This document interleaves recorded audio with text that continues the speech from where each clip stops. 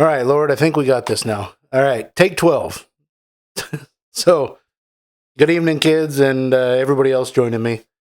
I'm glad you all are here, and hopefully you all have had a good day. It's been cold and really windy here today, so I actually was going to put a hoodie on, but I'll wait till after the video to do that. Anyway, so I'm going to jump right into it. We're in chapter 5 tonight in Matthew. It says, "Now when Jesus saw the crowds, he went up on a mountainside and sat down. His disciples came to him, and he began to teach them. He said, 'Blessed are the poor in spirit, for theirs is the kingdom of heaven. Blessed are those who mourn, for they will be comforted. Blessed are the meek, for they will inherit the earth. Blessed are those who hunger and thirst for righteousness, for they will be filled. Blessed are the merciful, for they will be shown mercy. Blessed are the pure in heart, for they will see God. Blessed are the peacemakers, for they will be called children of God. Blessed are those who are persecuted because of righteousness, for theirs is the kingdom of heaven. So blessed are you when people insult you, persecute you, and falsely say all kinds of evil against you because of me. Rejoice and be glad, because great is your reward in heaven. For in the same way they persecuted the prophets who were before you.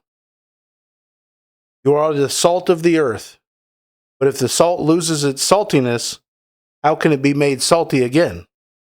It is no longer good for anything except to be thrown out and trampled underfoot. You are the light of the world. A town built on a hill cannot be hidden. Neither do people light a lamp and put it under a bowl. Instead, they put it on its stand, and it gives light to everyone in the house. In the same way, let your light shine before others, that they may see your good deeds and glorify your Father in heaven. Do not think that I have come to abolish the law or the prophets. I have not come to abolish them, but to fulfill them. For truly I tell you, until heaven and earth disappear, not the smallest letter, not the least stroke of a pen, will by any means disappear from the law until everything is accomplished. Therefore, anyone who sets aside one of the least of these commands and teaches others accordingly will be called least in the kingdom of heaven. But whoever practices and teaches these commands will be called great in the kingdom of heaven. For I tell you that unless your righteousness surpasses that of the Pharisees and the teachers of the law, you will certainly not enter the kingdom of heaven. You have heard that it was said to the people long ago, 'You shall not murder, and anyone who murders will be subject to judgment.' But I tell you that anyone who is angry with a brother or sister will be subject to judgment. Again, anyone who says to a brother or sister, 'Raka,' is answerable to the court." Now, Raka means like, you fool. "And anyone who says, 'You fool,' will be in danger of the fire of hell.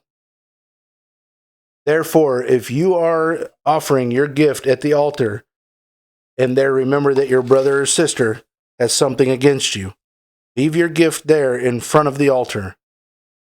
First go and be reconciled to them, then come and offer your gift.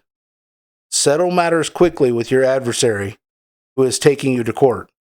Do it while you are still together on the way, or your adversary may hand you over to the judge, and the judge may hand you over to the officer, and you may be thrown into prison.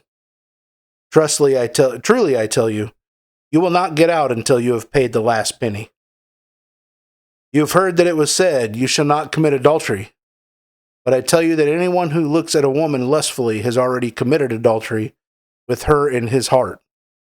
If your right eye causes you to stumble, gouge it out and throw it away. It is better for you to lose one part of your body than for your whole body to be thrown into hell. And if your right hand causes you to stumble, cut it off and throw it away. It is better for you to lose one part of your body than for your whole body to go into hell. It has been said, anyone who divorces his wife must give her a certificate of divorce. But I tell you that anyone who divorces his wife, except for sexual immorality, make her the victim of adultery, and anyone who marries a divorced woman commits adultery. Again, you have heard that it was said to the people long ago, do not break your oath, but fulfill to the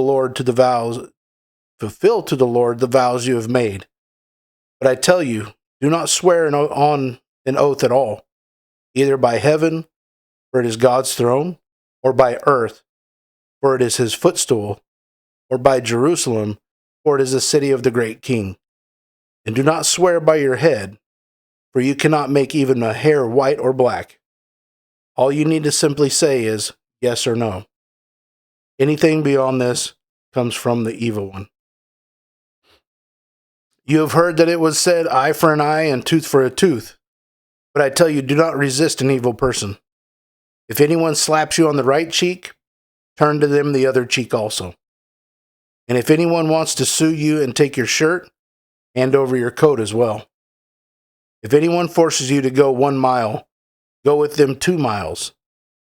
Give to the one who asks you, and do not turn away from the one who wants to borrow from you. You have heard that it was said, love your neighbor and hate your enemy. But I tell you, love your enemies and pray for those who persecute you, that you may be children of your Father in heaven. He causes his sun to rise on the evil and the good, and sends rain on the righteous and the unrighteous. If you love those who love you, what reward will you get? Are not even the tax collectors doing that? And if you greet only your own people, what are you doing more than others? Do not even pagans do that? Be perfect, therefore, as your heavenly Father is perfect. So it's kind of going over the commandments, right? And, clarifying a lot of these instead of just simply saying, thou shalt not murder, or thou shalt not covet thy neighbor's goods. It's going into more detail on them, coming directly from Jesus. So, a lot of good information in chapter 5. And,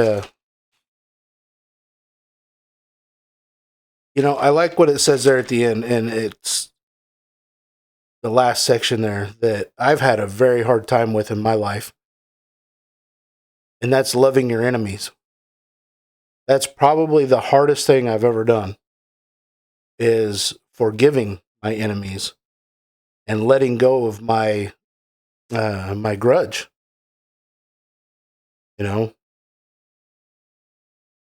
So here recently, I've began praying for my enemies that I've ever had. I don't have any modern day enemies. I've tried to let all that go in the past. The past is the past. I've tried to live by that. Not very well, mind you, but I've tried. So, but I've started praying for them, because even when I think about them, a little bit comes into my heart that isn't good. So I try to pray for them and pray for the strength to pray for them. So anyway, I love you all. I hope you all have a good night. And yeah, stay warm. All right. Love y'all.